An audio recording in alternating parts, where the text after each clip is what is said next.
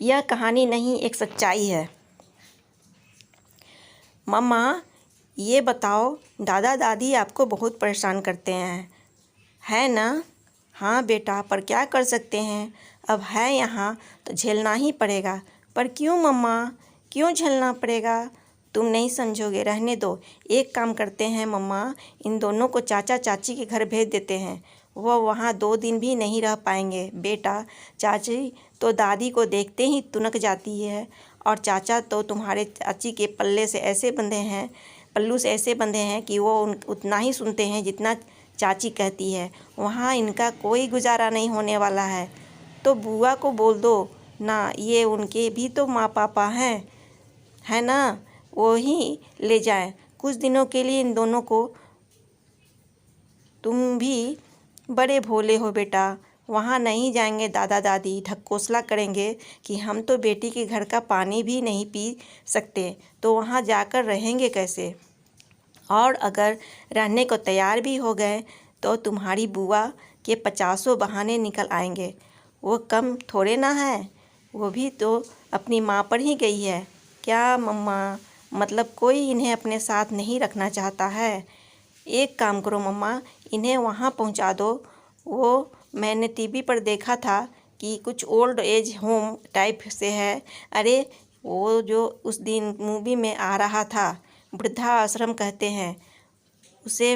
मैं भी थक जाती हूँ काम करके, सुबह उठने से सोने तक इनके नखरे झेलना। तौबा तौबा, कब तक आखिर? मैं भी कुछ दिन और देख रही हूँ, नहीं तो तुम्हारे पापा से बात करूँगी कि वो इन दोनों को वहीं छोड़ाए।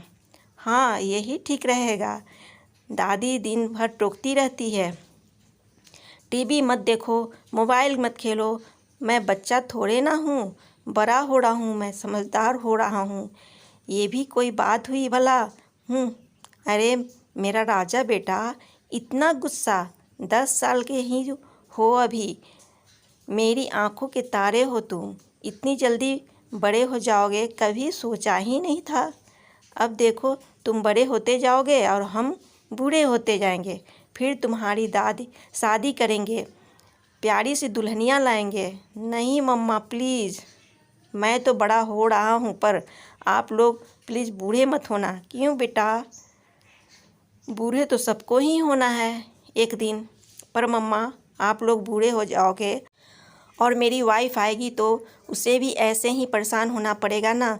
वो भी तरह तरह की आइडिया सोचेगी कि कैसे आप लोगों को यहाँ से हटाया जाए। नो मम्मा प्लीज़ नो, आप भी दादी की तरह हो जाओगी और मेरी वाइफ को परेशान करोगी। मैं ऐसा नहीं होने दूँगा। एक काम करूँगा मैं, मेरी शादी होते ही आप दोनों के लिए ओल्ड एज होम बुक करवा दूँगा, जहाँ आप लोग रह सकोगे और मैं और मेरी वाइफ भी चैन से रह लेंगे। हमारा घर है, हमारे पास। तुम रहना अपने घर में अपनी वाइफ को लेकर। यही करोगे तुम? पाल पोस कर बड़ा कर रहे हैं और तुम हमें वृद्धाश्रम भेजने की तैयारी कर रहे हो। वाह बेटा वाह। मम्मा, मैं कहाँ कुछ गलत कर रहा हूँ? दादा दादी ने भी तो पापा बुआ को पाला पोसा ही होगा ना।